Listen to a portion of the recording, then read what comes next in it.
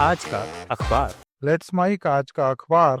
हम बात करेंगे the Guardian, New York Times, Al Jazeera, BBC, Washington Post, Asahi Shimbun, Dawn, the Hindu, Indian Express, People's Daily और बांग्लादेश के the Daily Star के editorials की। सबसे पहले ब्रिटेन का द गार्डियन। आज के एडिशन में दो एडिटोरियल्स हैं, जिनमें से एक है ट्रंप की जीत के एक साल पर और शीर्षक है हर तरफ विद्रोह की लहर। ट्रंप की वापसी के ठीक एक साल बाद गार्डियन कह रहा है कि अमेरिका में विरोध की आग सुलग रही है। 7 बड़ी यूनिवर्सिटीज के एग्जीक्यूटिव्स के साथ कॉन्ट्रैक्ट साइन करने से इनकार कर दिया गया है, क्योंकि वो एकेडमिक फ्रीडम को खतरे में डालने वाले फाइनेंशियल इंसेंटिव्स को स्वीकार नहीं करेंगे। ये सिर्फ कैंपस की बात नहीं, बल्कि पूरे सिस्टम के खिलाफ एक बड़ा संदेश है। ये विरोध हर स्ट्रीट, हर क्लासरूम से निकल रहा है, जैसे कोई चिंगारी जंगल की आग बन गई है। क्या ये ट्रंप की पावर को चुनौती दे पाएंगे? गार्डियन का दूसरा संपादकीय है ट्रंप का डॉलर भ्रम, ट्रेड वॉर कैसे खत्म कर सकता है अमेरिका का वैश्विक दबदबा। यहाँ बात की गई है ट्रंप टीम के डॉलर को कमजोर करने के प्लान की। ट्रेड वॉर के नाम पर अगर डॉलर की वैल्यू गिराई गई तो अमेरिका का low cost borrowing global influence सब दांव पर लग जाएगा। एडिटोरियल चेतावनी दे रहा है कि ये सिर्फ इकोनॉमी की बात नहीं, बल्कि वर्ल्ड स्टेबिलिटी का सवाल है, जैसे कोई बड़ा जहाज डूबने को हो और कैप्टन खुद ही उसमें छेद कर रहा हो। गार्डियन पूछता है कि क्या ट्रंप का ये जुआ दुनिया को महंगाई के भंवर में धकेल देगा? अब चलते हैं अमेरिका के न्यूयॉर्क टाइम्स की तरफ। न्यूयॉर्क टाइम्स का ओपिनियन सेक्शन जैसे कोई आईना हो जो अमेरिका को अपना चेहरा दिखा रहा है। पहला एडिटोरियल, अमेरिका अब कूल नहीं रहा। न्यूयॉर्क टाइम्स कह रहा है कि American pop culture, Hollywood music, fashion जो सालों से दुनिया को कूल बनाता आया था, अब फीका पड़ रहा है। टीनेजर्स को अब के पॉप, बॉलीवुड या चाइनीज टेक की तरफ मुड़ते देखा जा रहा है। लेखक स्टीफन मार्च लिखते हैं कि यह सिर्फ इंटरटेनमेंट की हार नहीं, बल्कि सॉफ्ट पावर का भी अंत है। जैसे कोई सुपरस्टार रिटायर हो गया हो और फैंस नया स्टार ढूंढ लें। क्या अमेरिका ये बदलाव संभाल पाएगा? न्यूयॉर्क टाइम्स का दूसरा एडिटोरियल है ट्रंप के लोकतंत्र को तोड़ने के प्रयासों पर। यहाँ रीडर्स रेस्पॉन्स के जरिए एडिटोरियल बोर्ड की चेतावनी दोहराई गई है कि ट्रंप की नीतियां अमेरिका को ऑटोक्रेसी की तरफ धकेल रही हैं। इससे पहले के एडिशन में रीडर्स ने शेयर किया था कि कैसे इलेक्शन सिस्टम, जुडिशरी सब पर दबाव बढ़ रहा है।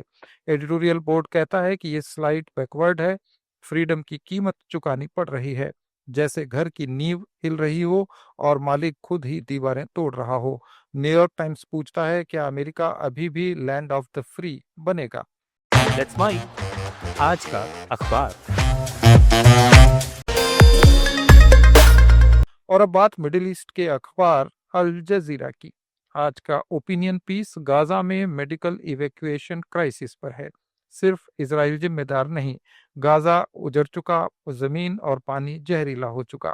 अल जजीरा कह रहा है कि मरीजों को बाहर निकालने का सिस्टम फेल हो गया है। इजराइल के अलावा लोकल ग्रुप्स और इंटरनेशनल एजेंसीज की लापरवाही भी जिम्मेदार है। अखबार चेतावनी दे रहा है कि ये क्राइसिस हजारों जिंदगियों को लील रहा है, जैसे ब्लैक होल सब निकल रहा हो। क्या दुनिया अभी भी चुप रहेगी? अल जजीरा का दूसरा एडिटोरियल अमेरिका में गवर्नमेंट शटडाउन के 40 दिन पर है।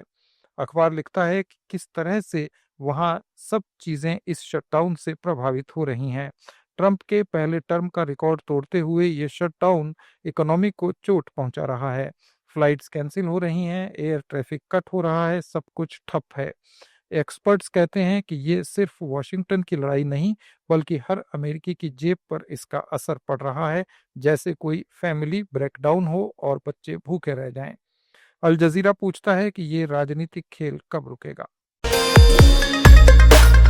अब बात बीबीसी की, जो अपने संतुलित व्यू को दिखाता है।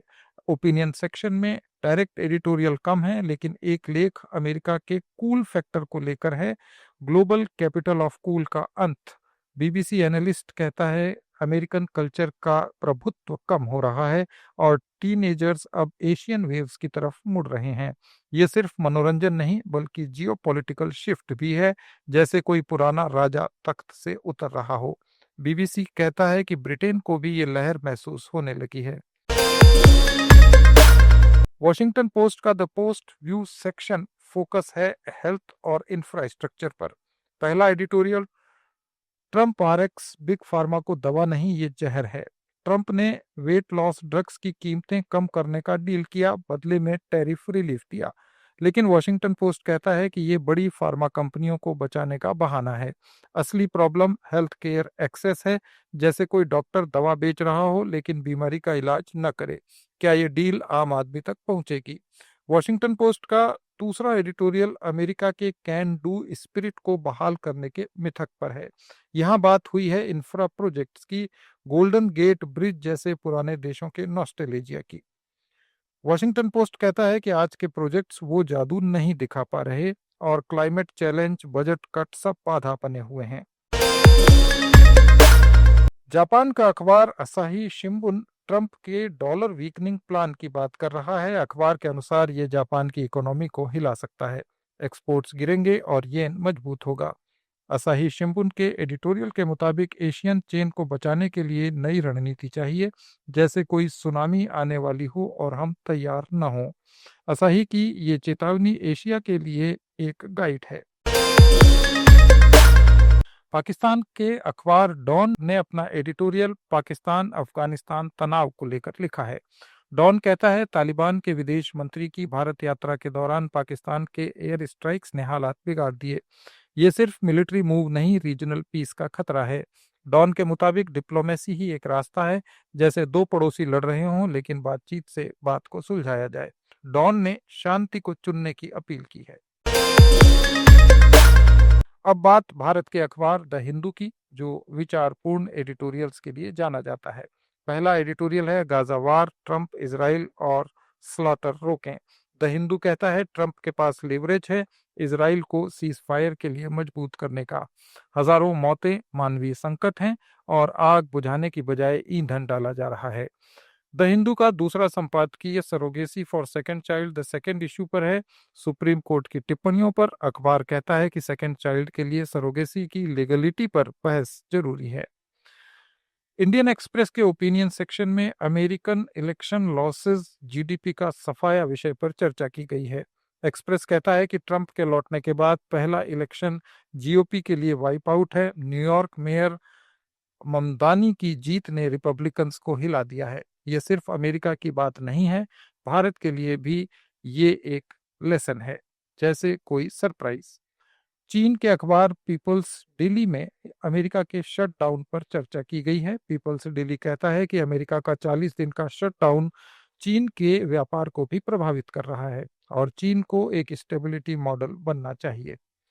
बांग्लादेश के अखबार द डेली स्टार ने चट्टोग्राम और पहाड़ियों के रेजिंग पर केंद्रित किया है। स्टार कहता है इलीगल हिल कटिंग देश की नेचुरल डिफेंसेस को नष्ट कर रही है। बांग्लादेश के अखबार स्टार का दूसरा संपादकीय महिलाओं के खिलाफ अपराधों पर है और कहा गया है कि वहां महिलाओं के खिलाफ वायलेंस बढ़ रही है। अखबार कहता है कि चाइल्ड मैरिज खत्म होनी चाहिए और न्याय मिलना चाहिए। ये थे आज के विश्व के प्रमुख अखबारों के एडिटोरियल्स। अपडेट्स के लिए जुड़े रहिए लेट्स माइक के साथ। आप सुन रहे थे let's mic more than radio. Follow कीजिए हमें हमारे सोशल मीडिया प्लेटफॉर्म्स पर। It's time for news. It's time for More Than Radio. Presenting the first radio news app, Let's Mic. Let's Mic, a news-based app on your phone where you get to watch and listen news, talk shows, interviews, radio show podcasts. On Let's Mic, you get all relevant information of TV, print, radio, podcast, and digital. Let's Mic talks about every segment of life.